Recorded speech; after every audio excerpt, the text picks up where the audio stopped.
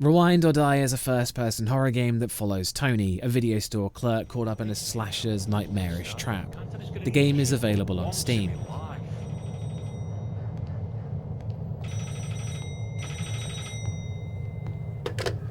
Hello? Keith? Keith, I thought you were... We're going to have fun tonight. Who the fuck is this? I'll see you soon, you idiot. Screw waiting for Keith, I'm getting out of here right now.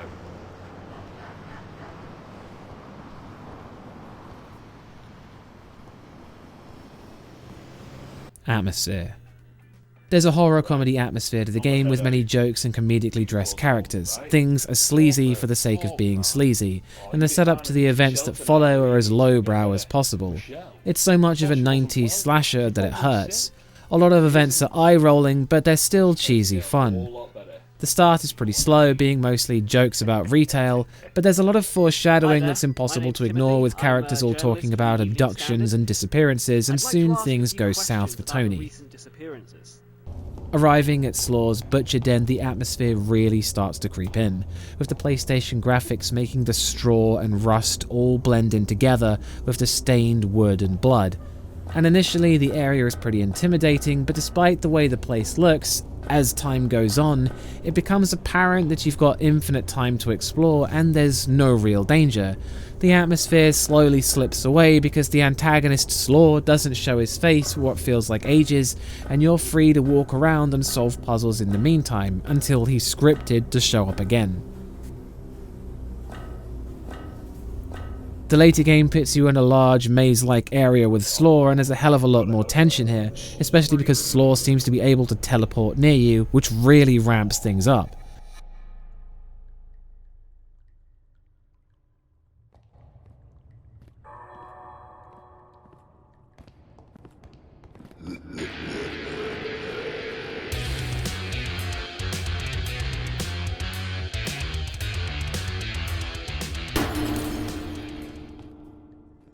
Sadly, this and the final section are the only times the tension is ever this high, and it's not for very long. It's clear that the game isn't taking itself very seriously, but when it's trying to be creepy, the presentation of the environments doesn't hold the atmosphere up as you leisurely solve puzzles and explore. That's no Harry Mason's.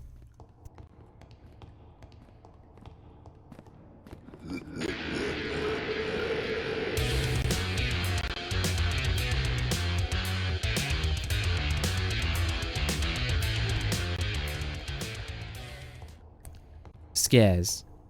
The game tries a lot of typical things, from chase sequences to scripted events and jump scares, but there's problems with most of them. The jump scares fail to hit a lot of the time because of how the atmosphere is. Whilst they do sometimes catch you off guard, they often embarrass themselves since the atmosphere doesn't hit hard enough for some of them to really be effective.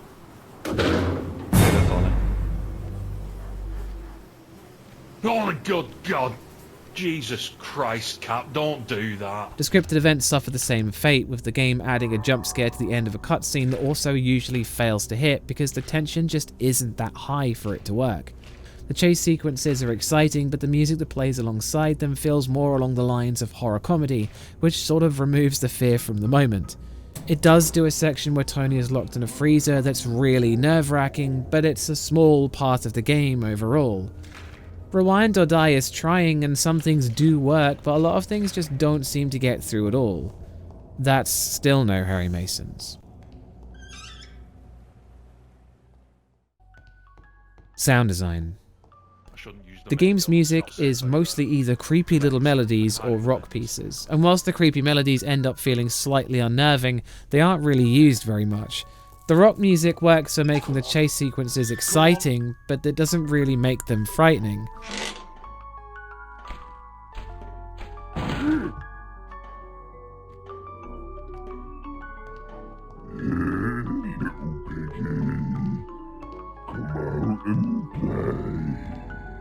The ambiance, though, is fantastic, from the hectic streets near the start of the game with the fires burning and police sirens in the distance, to Slaw's butcher shop that has flies buzzing, water dripping, an odd humming whistle from the machines nearby, and the sound of your cellmate crying to himself.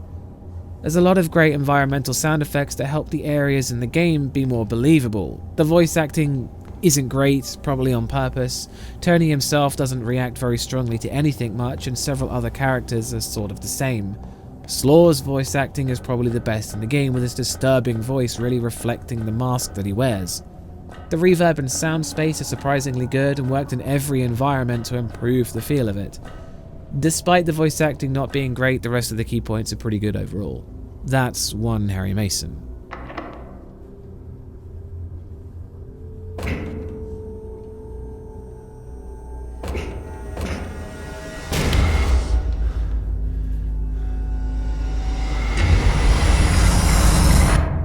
Gore. The gore is over the top and nasty, with black burned skeletons and large piles of body parts and blood piling up in the corners of the rooms. It really pushes the boundaries of realism, with the butcher's shop scenery not really covering the sheer amount of viscera the game shows. But like a lot of other elements of the game, it's gnarly and highly enjoyable. That's two Harry Masons.